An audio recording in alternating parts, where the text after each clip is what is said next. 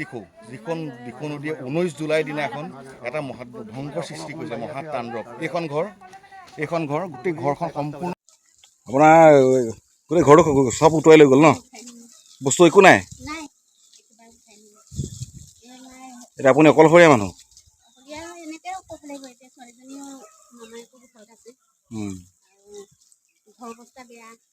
এতিয়ালৈকে একো সহায় গা পাইছেনে? সহায় একো পাইছে? এই ঘৰৰ আপোনাৰ এতিয়ালৈকে ঠিক কৰা নাই নাই? এনেকৈ আছে আপুনি? খোৱা বোৱাত ইয়াতে গৈছে ন? শুইছে ক'ত আপোনালোক? অঁ, এয়া চাওক মানুহৰ ঘৰৰ অৱস্থা চাওক, কিদৰে মানুহ জীয়াই আছে এতিয়া। বানপানী সকলো শেষ।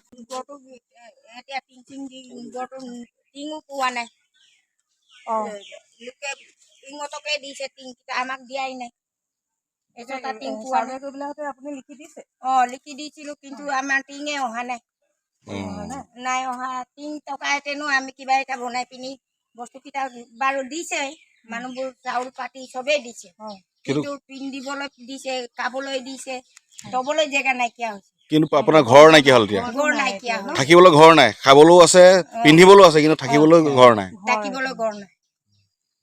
মানুহবোৰক ক'লে কি হ'ব, এই ইহঁতকে দি দিয়ে, ইমান কয় আমনি লাগিছে।